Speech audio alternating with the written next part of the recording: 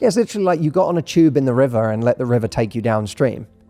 But at some point you realize, like, I don't actually want to go where this is going. Lazy river dating. Lazy river dating. That's good.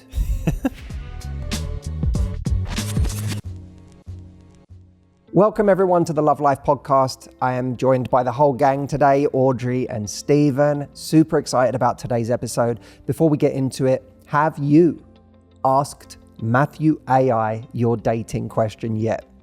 If you haven't, go to askmh.com. You can either text your question or speak your question, and you will get a literal voice answer from my brain, because Matthew AI has been trained on 17 years of my content. So what you're getting is not some generic internet answer.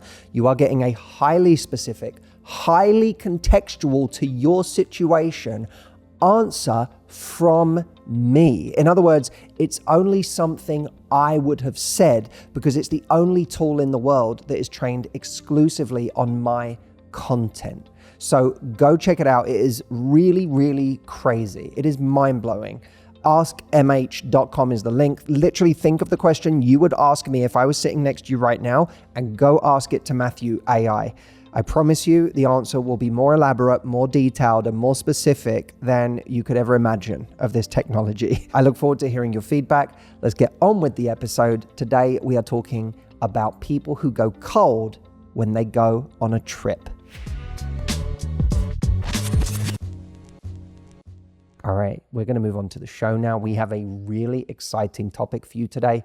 It is a topic that I come across so often in your questions to the Love Life podcast. And that is, what happens when it seems to all be going well with someone, but then that person takes a trip, whether it's a work trip or a vacation, and they go kind of cold on the trip. And when they get home, it's like the dynamic has shifted. Something has changed. It feels like they've pulled away. It doesn't feel how it felt when they left. One of you asked a question of this very nature in the last couple of weeks as we were going through the Love Life emails. And for anyone who wants to email Love Life, podcast@matthewhussey.com is the email address.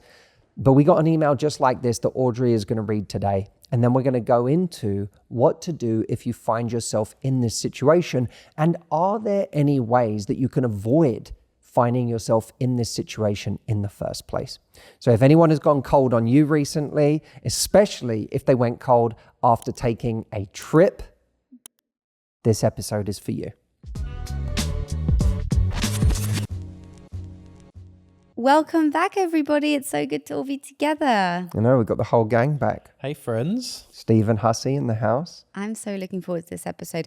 We actually got this question in from a reader. We're going to keep her anonymous. So I'm going to call her Scarlet because I like that name. I didn't expect you to pull a Scarlet out of the bag. I know, my go-to is Sarah. Mine's Susan. Really? Yeah. What's your Susan go-to, or Jane? Stephen? I thought it was Wesley Snipes was your usual. No, I haven't pulled out Wesley Snipes in quite a while. So Scarlet sent in her question and, it stood out to us, didn't it? We started talking about it and we thought this would be an amazing podcast episode. So here we go. So Scarlet says, I've recently faced a situation where things ended unexpectedly with a guy I was seeing. We met one night and though I didn't expect anything serious, he asked for my number. Over 5 weeks, we hung out about 10 times. We're texting daily, cooking dinner, and sharing my favorite wine. Despite my reservations, as he just came out of a 10-year relationship and I'm busy with university and being a single mum, I enjoyed his company. However, after he went to Barley, we communicated less, which I was completely fine with. But since coming home, he's now pulled back significantly. Uh-oh. I reached out twice and he responded with enthusiasm. I suggested a call so I could hear about his holiday, which he said yes to once he put the kids down, but never followed up. I'm giving him space, but I'm unsure what's happening. Why am I feeling this way when I was fine with whatever this turned out to be at the beginning of it all? Any advice or suggestion would be much appreciated. Thanks a million. That's from Scarlet, of course. I want to kick things off with this idea that, if she's been seeing him for 5 weeks and she's met up with him 10 times, is that a long enough period to have any kind of conversation before going away? Well, I think 10 dates is actually quite a lot. Yeah, I agree. That's a lot of time, quality time together to at least be able to talk about what you're looking for from the situation. That's 10 hours essentially, right? You can assume safely that's at least 10 hours of conversation with someone.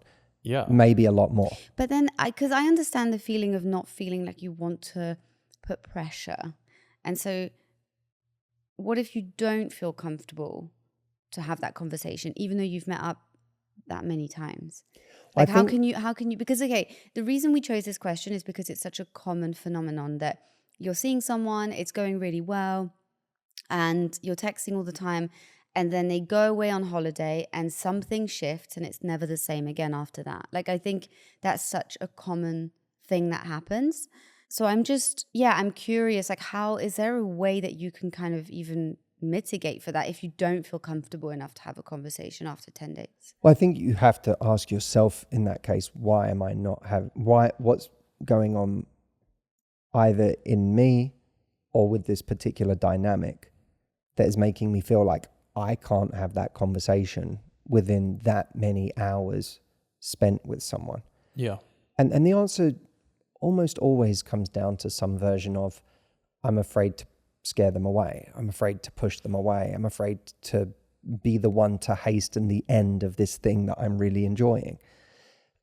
And that gives you some kind of answer anyway, doesn't it? It either means that you are constantly thinking something's going to end when that's not necessarily true, and not having an abundance mindset when it comes to your relationships. You're coming very much from a scarcity mindset. Or it means that there is really something in this relationship that is telling you it's a bad bet. There's something about how much they're avoiding the conversation that has already put you on edge and made you feel like you can't have the conversation. But a lack of intentionality on someone else's part, and the reason I use that phrase is because someone who's willing to continue seeing you even though they don't want a relationship is a lack of intentionality. And someone who knows they want a relationship and is actually being purposeful about that is being intentional. Intentionality or a lack of intentionality can show up in different ways that actually seem like opposites. So if someone starts dating you and they're dating 5 other people at the same time and hooking up with different people and barely texting or calling you back, that's a lack of intentionality. But in some ways, a more subtle form of a lack of intentionality is someone who actually does keep seeing you, isn't seeing anyone else, gets swept up in the momentum of just enjoying dating you, but almost it's like a kind of, they've just gotten into the orbit without ever really being honest with themselves about the fact that the destination of this isn't somewhere they want to be. Mm. And that happens to a lot of people, right? She said he's come out of how long was he in a relationship for? He was in a 10-year relationship and obviously has kids. I just want to highlight this idea that there is a very instinctive kind of mistake that we often make. It's like a misguided assumption that if someone is spending all this time with us, if someone is, and it actually links to what I know you're about to say, but if someone is seeing us regularly, if we've been on 10 dates with them, then there must be intentionality on their part. Otherwise, why would they bother? But when someone is doing that, it really can just be a reflection of the fact that they've just like hopped in the river. It's like the path of least resistance. Yeah, it's literally like you got on a tube in the river and let the river take you downstream. But at some point you realize, like, I don't actually want to go where this is going. And maybe you see what you think is like a waterfall ahead and you're frightened by the actual commitment of it all. Lazy river dating. Lazy river dating. That's good. That is good. Coined. Officially coined. If you want if I you knew wanna, they brought me on for a reason today. if you want to email a response to this episode, the subject line is lazy river dating. But I think that the point is with the lazy river is you're not being intentional. You're just hopping on something that feels good right now. And what the reason this is what I'm saying is very relevant to what she has said is that Scarlet said that when he came back when he went away from the trip, that's when it changed. And I think that for people who are being very unintentional in the way that they're dating, the trip gives them this forced circuit breaker that they get to take advantage of. It might be that the trip makes him realize, oh, what have I been doing here? I kind of got swept along there and I never really wanted that. And I've just come out of a 10-year relationship and, you know, I'm enjoying my freedom on this trip right now. And wait a minute, maybe I don't want this. It might make him very consciously reevaluate this thing that he's been very unconscious in so far. Or it might be that he was conscious of the fact that he didn't want any more, and he was very much looking forward to the fact that he had a trip coming up that would be a natural circuit breaker, because he knew that by going away on this trip, it would kind of naturally it would be an opportunity to create some distance. Right. And then he enforces that distance by not reaching out, by going kind of very sporadic with his communication on the trip. He's in a sense relying on her unwillingness to speak any intentionality into the relationship, to be too nervous to have that conversation, which we'll come on to, is what that could look like from her part. But he's relying on the fact that she's unwilling to say any of that, and instead to be, quote, empathetic to the fact that he's on a trip and he's enjoying himself, and I don't want to bother him too much, and I don't want to come across as the needy, clingy, high maintenance person while he's away on his trip. Yeah, that's exactly how you feel, I think, in that situation. Well, It sounds a bit from her words at the beginning, she was a bit more chill, because she talked about how I'm a single mum, I've been busy at university, and then she said, I'm feeling this way, when at the beginning I was fine with whatever it's going to be. And it almost sounds like the momentum, though, has created a lot more like, oh, I actually have fallen for this person. We're close. I feel like... So it maybe sounds at the beginning like maybe she was more happy to be laissez-faire and let it just play out. But in doing so has like felt, oh, actually, we've not defined this at all. And we're close now.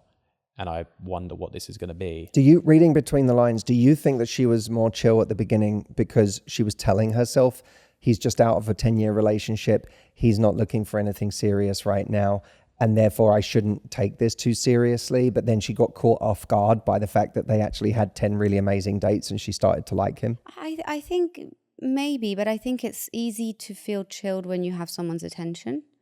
Because if someone's messaging you all the time, they want to see you all the time, it's okay. Like, you're like, oh, I can be relaxed about this because like I'm getting what I want and I can bury my head in the sand because it's only been 5 weeks. When someone takes their attention away, then you go like, what the hell? And that's when you actually feel it. So I don't know. To me, that's more the likelihood of what happened is probably more that. Do you think a lot of people don't realize how much they like someone until they see the attention taken away? Yeah, and I think when you are getting someone's attention, and she mentions the whole like sharing my favorite wine and cooking dinner, and these are like details that we hold on to as almost a token of how close we were and how serious it was. Yeah, exactly. To that point, okay, I want you to make your point that you had mentioned when we were talking about this question earlier, because you said something really interesting about the mindset of someone who has just left a long-term relationship. Stephen, you just said that the details she described, there's an intimacy to those things, which is what she was registering as, oh wow, this is actually something really great and something meaningful that kind of crept up on her. Can you tell everyone what you said earlier about people who are fresh out of long-term relationships? Yeah, I think that when you date someone who's been in a long-term relationship, you're meeting someone who's in a certain mode. You know, they're used to having a teammate. They're used to sharing their lives with someone. They're used to being thoughtful. They're used to kind of thinking of another person almost as much as they're thinking about themselves. Because that's, you know, if you're a good partner, that's the kind of mode that you're in any relationship. And so someone who was in a 10-year relationship and probably by the looks of it has kids with this person, the likelihood of him being able to switch that off for the next person he meets is quite small. And I think sometimes that can feign intimacy, and you almost feel like you are all of that intimacy and all of that kind of, you know, intensity, I guess, and closeness is directed at you because they see you in that way. But actually it's just directed at you because they have all of that in themselves and they're trying to give it to someone. And it's just, that's how they are with the opposite sex, or, you know, the person they're attracted to. Yeah. And there is this relationship sized hole in their life now, this vacuum. Yeah. That if you're not careful, you get sucked into. But it doesn't mean they actually want a relationship, which I think that's where it's a little bit of a head fuck. Because I think when someone is showing you through their actions, they're showing you everything that you want to see, and everything pointing at the fact that they are looking for a relationship, and, you know, they're taking you seriously. It can be so confusing when they turn around and actually end up treating you in a very casual, dismissive way, because you go like, well, hang on, that's not congruent with how you've been behaving with me. What the hell's going on? Yeah. Yeah. So then let's talk about what she might have done differently in this scenario, either before the fact, before the trip, or during, or when he got back, that could have in some way either protected her more or changed the result. So let's talk about those 10 dates. We alluded to the fact that, hey, 10 dates is actually enough to have been having those conversations about how he sees things or where it might be leading towards. And that there is, from her side, something a little bit avoidant about going 10 dates without ever having brought any of that up, especially if she's being intentional. I don't believe that's true if someone else is just going with the flow. Right? But I think at a certain point, we have to be honest with ourselves first, because we can't communicate to somebody else what we haven't been honest with ourselves about. Mm-hmm. If we are 7 dates in with someone and we're having a great time and we feel ourselves getting closer, and we know that it would be strange for us to continue getting closer if we knew this was a dead end, that's the point at which we have to be honest with ourselves about that. It's like, at what point would it now be, at what point would I stop if I knew this wasn't going anywhere? And look, you can trace that question all the way back to the first date, right? So there's obviously a time, you could trace it all the way back to the first message on a dating app. And so there clearly is a time at which it's too early to be really aggressive about demanding answers from someone. But once you've spent enough time with someone that you're like, we are starting to get to know each other and we are having a great time together. And at the very least, I would want to know right now that this is monogamous. Even if we don't know, even if we're not willing to tell everyone that, you know, we're together or post pictures. Exclusive, right? Yeah, it's exclusive. Right? We don't have to be posting pictures about each other online yet, but is it exclusive? At a certain point, you have to be honest with yourself around, when do I know that I wouldn't be continuing if it wasn't? And then it comes down to, well, what would I be saying at that point? Especially knowing someone is going on a trip. It makes me wonder, like, if he was going on a trip for a couple of weeks, if she hasn't had the conversation yet, that actually, to me, is a nice catalyst for having that conversation. Yeah, for sure. You're going away on this trip. I'm so happy for you. I'm so excited. I know you're going to have the best time. And I also realized, you know, with been seeing each other for a couple of months now. I assume it's been a couple of months if they've seen each other that many times.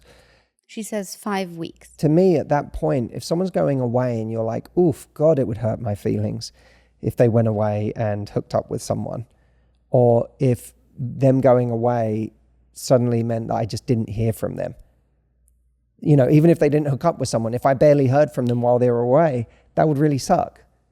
If you know that, then that's a good catalyst for you to say, it's been going great. I really like you. I want you to have a great time. But I also know that, you know, I'm going to miss you while you're gone. And, you know, I think, Audrey, you were saying earlier, even just saying something like, you know, I hope we can text and call each other while you're gone. Even I don't want to interrupt your good time when you're having it, but it would be great to still stay connected. Yeah, I actually want to know, Stephen, do you have like something that you think, because I find it to be a tricky one to, like, I agree with you that conversation can be had and there is an elegant way to do it, but I also understand the instinct to not want to come across too intense, to not want to come across like you're trying to kind of, you know, dominate their holiday or, you know, make demands on their time and whatnot. So I'm curious, Stephen, especially as like, you know, someone who might have in the past been on the receiving end of such conversations, what in your opinion would be an elegant way to have that conversation? I think you can, in a fun way, you can just say like, you know, you just, when you get there, send me some pics of where you are, or let's, you know, are we going to keep in touch when you're on your trip? And that's a good way to at least gauge, because if they're saying negatively to that, or they're like, I'm going to be off the grid, that's kind of a red flag, right? If they're going away for 2 weeks and going to kind of like, oh, I'm not going to be around, you're going to learn a lot right in that moment. So I think alluding to like, are we going to communicate when you're gone? But you can even straight up, I think you can even straight up then talk. If it's been intense, in a way it's easier to have a conversation than if you've just had sporadic dates over like 2 months and randomly seen each other now and then. But if you've had like 5 weeks of seeing each other twice a week and then you're going, it is quite a natural catalyst to be like, you know, it's been going really well, or I have so much fun. Are we still going to be seeing, you know, are we still going to see each other when you get back? Do you want to like, you know, make this something more, or where do you see this right now? Like when you get back, or do you see us so hard going somewhere? though, isn't it? I don't think it is that tricky, because I think you've got, in a way, you do have a reason to speak about it. And, you know, they might give you an answer like, I need to think, or etc. Okay, fine. And you can like give some space and see what comes back. But I don't think it has to be so much of like give me the hard answer, this is going to happen. I think it's natural. Otherwise, what's the difference that 5 more weeks of doing it is going to make? Like, what's the thing that will make it easier in 5 more weeks of seeing each other 10 times? I agree. I don't think there's a difference. I think at some point you have to be like, I'm seeing you every weekend now and in a week. So like, you're kind of like, you know, I just want to know what you're looking for out of this. And I think it is just pointing out, like, I don't want us to, you know, well, obviously we won't get to see each other over the next couple of weeks. I just want us to know, you know, if we're actually seeing where this goes, then I wouldn't want us to do anything in that time, or, you know, whatever it would be that could do any harm to that. So while you're away, I just wanted to know if we're operating under the same assumption. Like, are you interested in continuing this when we get back, or when you get back, as you said, Stephen? And therefore, you know, maybe it's worth us agreeing to like actually give this a try just with each other for now. But if you don't feel like you're in that place, that's also fine. I just, you know, it's probably if you're not there, if you're not in that place, then you going away for a couple of weeks might also be a good moment for me to step back Yeah, and you can say because I've been, we've been seeing each other quite a lot, and I've become, for better or worse, I've become quite invested. And you being away is either a good time for us to kind of cement this, or it's a good time for me to take a step back if you feel you're not in that place. I agree. And so I'm curious, Audrey, what would you prefer to do in that situation? If a conversation like that would give you butterflies, what do you think you would do, and what would you prefer to do?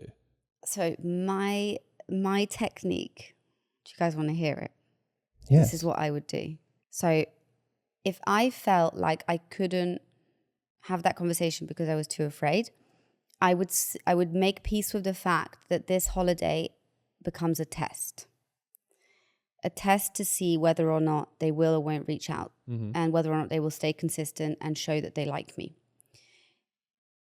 If after a few days I feel like their communication is dropping, or I'm just not hearing from them as much, or something has changed, or whatever it might be, I would call it out in a way that's not needy or whatever. I would say something like, next time they message me, something like, hey, I haven't heard from you in a couple of days. Is everything okay?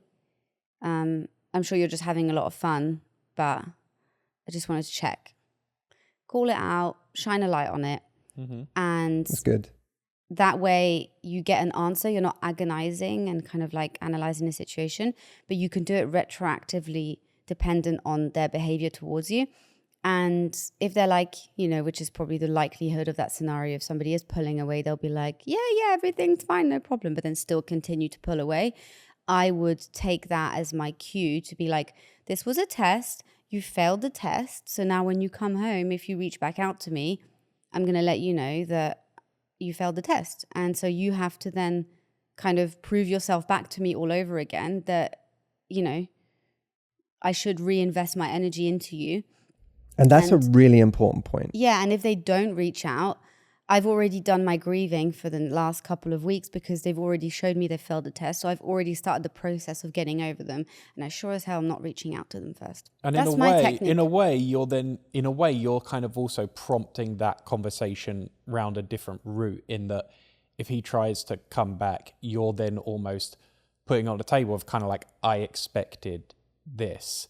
Yeah. And I expected we were closer than that. And you kind of have shown that you don't see it that way. So in a way, you're getting to the conversation through the back door. And in a moment where you actually almost, because you're speaking when they reach back out when they get home, or you talking about... if they eventually do reach back out, you're going to be like, well, you haven't contacted me in 2 weeks, and that made me feel like you're not very serious. Exactly. And like in that, at that point, which I think is really important, you're doing it at a time where you actually have the leverage to do so. Because if you do it before they go away, they might be like, yeah, sure. Like, or even just like, oh, I don't know, because I want to be away. I want to be free. I want to do this. I want to do that. But that's a kind of answer.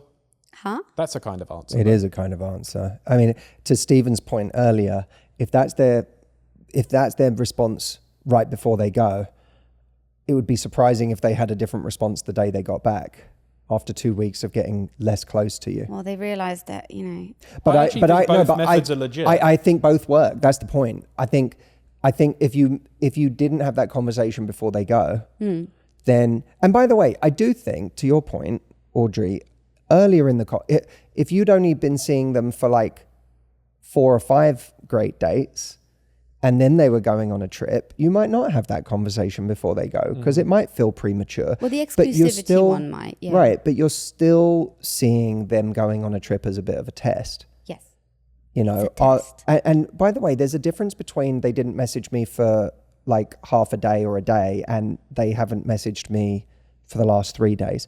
I think we have to be careful, especially if we're the anxious type, to read too much into like someone went off the radar for half a day or a day, because someone could have just been doing something awesome and they could be the kind of person, God forbid, that doesn't live on their phone. And that might be a wonderful thing, but where that argument falls down to me is if after having that kind of very present day with the people they're with, if at the end of it, or if the next morning, or if the morning after that, they can't reach out to you and say, hey, so sorry, I've been off the radar. I've had the most amazing 2 days. I was doing this and that. And like that, to me, that's far less of an issue than someone who doesn't message you for days on end. The argument of because some people will say with texting, anyone can find a minute when they go to the bathroom to send a text, right?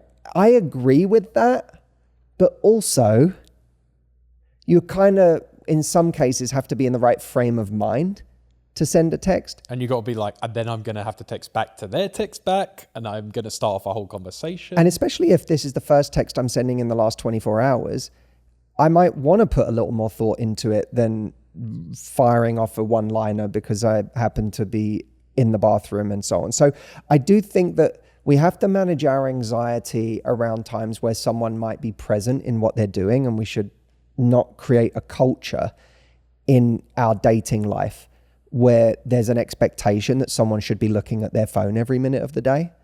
But at the same time, if someone goes on a trip and you're not hearing from them for days on end, that to me is where you have to go, well, if they did care more about maintaining the connection, they would actually be reaching out with some level of consistency, and they're not doing that. My question to you guys is, what should Scarlet do now?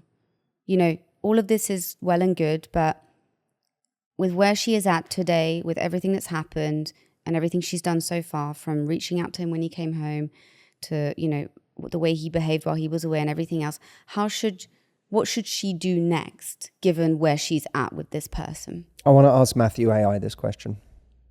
Go on. Let me see if I can paraphrase her question appropriately. It's Matthew AI. How can I help? Hi, Matthew. So basically, I was seeing this guy for 5 weeks, twice a week. It was going great. We were getting close. And now that he went away on vacation for 2 weeks. And during that time, he kind of went cold. And now that he's back, I can feel that he's pulled away significantly. I reached out twice and he responded with enthusiasm. I suggested a call so that I could hear about his holiday, which he said yes to once he put his kids down, but then he never actually followed through. I'm giving him space, but I'm unsure what is happening. And I don't know. I want to have standards, and I don't want to chase him, but I also don't really know what to do because I feel like he's giving me mixed signals, and I also feel like he has pulled away since he got home. What do you think I should do? I understand how confusing and frustrating this situation must be for you. When someone pulls away after a period of closeness, it can leave you feeling uncertain and questioning what went wrong.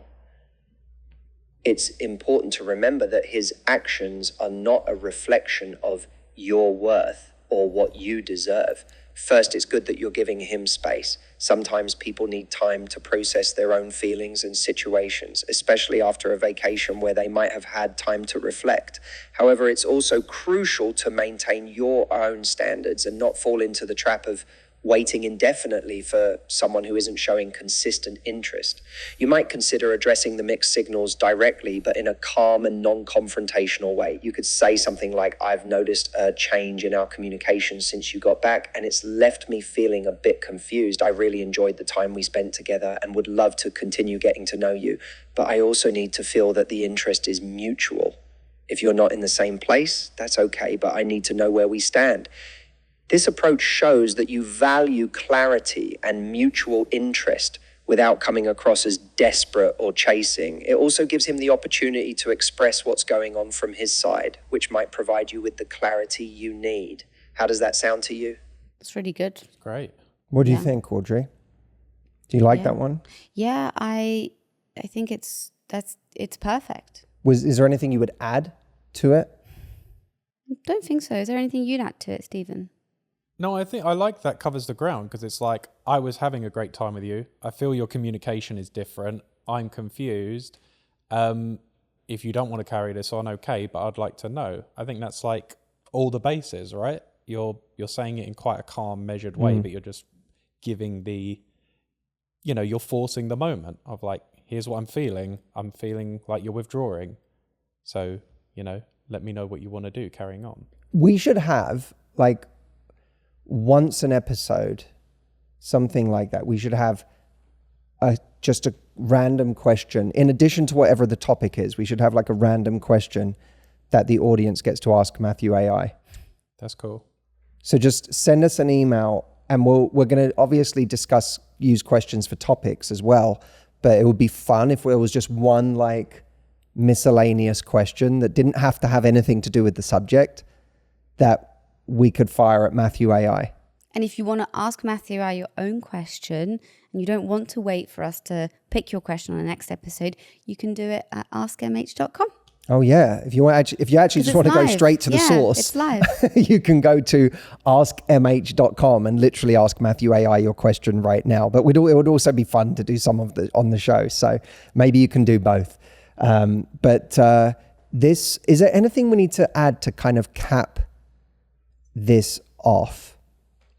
She says why I'm feeling this way when I was so fine with whatever it was at the start of it all, and I think the answer to that is it's normal if you have had intensity with someone and it's withdrawn suddenly.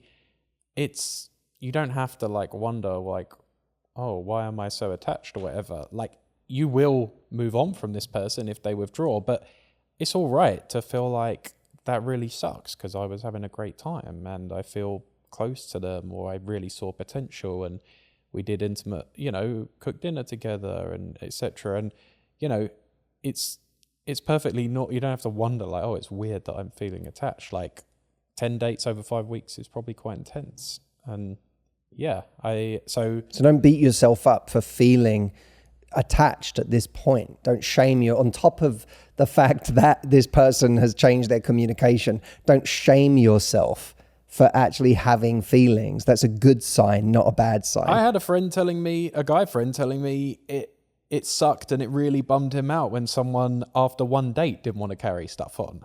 And sometimes it's not like this rational function of this has how much time we spent together. It's just, I was invested and I thought they were great and I saw potential and we had a date and I thought it went well and they just blew me off. And it's like, oh, that really like bummed me out for like a few days. It's all right for that to happen. Yeah, you know well what I mean? said. Yeah. Well said. It's Matthew AI. How can I help? Hi, Matthew. Is someone traveling to Barley a red flag? Traveling to Barley or anywhere else isn't inherently a red flag. What's more important is understanding the context and the person's intentions. Are they traveling for work, leisure, or perhaps to explore new opportunities? It's crucial to look at the bigger picture and consider their overall behavior and values. For instance, if someone is constantly traveling and it affects their ability to build a stable relationship, that might be a concern. On the other hand, if they are passionate about exploring the world and it aligns with your values, it could be a positive trait. What do you think is the most important factor in evaluating someone's travel habits? Okay, but would you say that traveling to Barley is more of a red flag than, traveling to, for example, Japan? The destination itself, whether it's Barley or Japan, isn't what determines if it's a red flag. It's more about the context and the person's intentions behind the travel. For instance, if someone is traveling to Barley for a yoga retreat or to explore the culture, that could be a positive thing.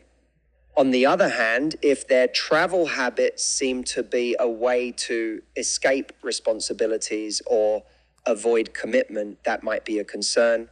The same applies to Japan or any other destination. It's essential to look at the bigger picture and understand their motivations and how it aligns with your values. What do you think is the most important factor in evaluating someone's travel habits? Matthew is like basically saying, Matthew, stop being so damn judgmental. A valiant defense for Barley, I'll say. I think we should all go. Yeah. You're not invited. He got a bit annoyed with me. He got annoyed. Got a bit annoyed with me. He was like, look, man, the destination doesn't matter. Oh, man. That was good. That was a good answer. It was. I want to hear what you have to think on this subject. We all do. I think we all know the subject line, lazy river dating. That was so good. Highlight. Very good, Stephen. That's what I Very do. good. High five. Send us an email, podcast@MatthewHussey. Let us know what you think. And again, if you haven't tried Matthew AI yet, go check it out because, you've seen the man has an answer for everything. Just whatever you do, don't make him angry. You wouldn't like him when he's angry. AskMH.com is the link for you to go and ask your question right now. And we will see you in the next episode of Love Life. Thank you, Stephen. Thank you, Audrey. Thank you. Thanks, everyone. Be well and love life. We will see you all soon.